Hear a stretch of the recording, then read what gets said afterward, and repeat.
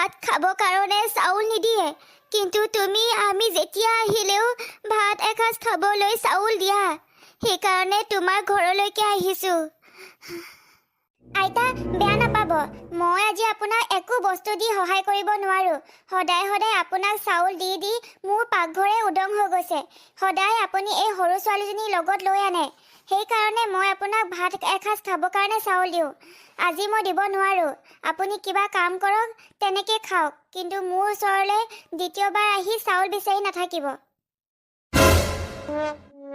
শুনক আইতা, আপোনাৰ যদি খাবলৈ পিন্ধিবলৈ অভাৱে হৈছে, তেনেহ'লে এই সৰু ছোৱালীজনীক আপুনি কাৰোবাক বিক্ৰী কৰি দিয়ক আৰু আপুনি নিজেও বৃদ্ধাশ্ৰমলৈ গুচি যাওক।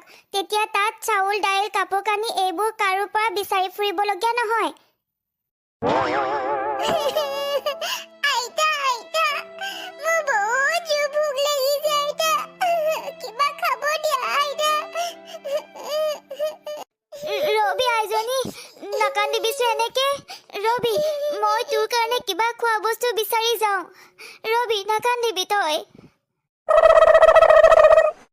নাতিনীজনীৰ কাৰণে এতিয়া মই খোৱা বস্তু ক'ৰ পৰা বিচাৰি আনোগৈ?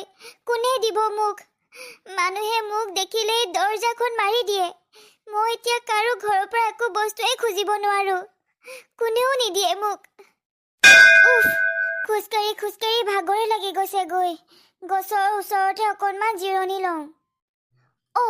এইজোপা দেখোন নাৰিকলৰ গছ। মোৰ পথাৰত ইমান ডাঙৰ নাৰিকলৰ গছ ক'ৰ পৰা আহিলে? যোৱাকালি ৰুই থৈ যোৱা নাৰিকল গছজোপা হঠাতে ইমান ডাঙৰ হৈ গ'ল আৰু নাৰিকলো লাগি আছে দুটা। আচৰিত দেখোন, নাৰিকল গছজোপা কেনেকৈ ইমান ডাঙৰ হৈ গ'ল? বুজিলোঁ, এয়া সকলো ভগৱানৰে লীলা। আমাৰ দুখ বুজিয়ে ভগৱানে এয়া কৰিছে। নাতিনীজনী বহুত ভোক লাগিছে, সেইকাৰণে মই এতিয়া গছৰ পৰা নাৰিকল ছিঙি তাইক মই খাবলৈ দিওঁ। তাই বহুত ভাল পাব। কৃষ্ণ প্ৰভু, বহুত বহুত ধন্যবাদ। আইতা, নাৰিকলটো খাই পেটে ভৰি গ'ল। আজিৰ পৰা আমি সদায় নাৰিকলে খাম। লোকৰ ঘৰত গৈ চাউল দাইল আমি খুজি কেতিয়াও নাখাওঁ। মানুহে আমাক কিমান বেয়া বেয়াকে কয়, আমি আজিৰ পৰা সদায় নাৰিকলে খাম।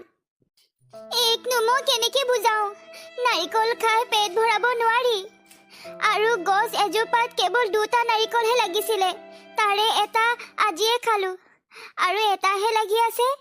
এনেকুৱা নাৰিকল গছ যদি 100 জোপামান থকা হ'লে হয়তো আমি সেই নাৰিকল বিক্ৰী কৰি আমি পাকঘৰৰ বস্তু আনিব পাৰোঁ, কিন্তু সেয়া কেৱল আমি আশাহে কৰিব পাৰোঁ। সেই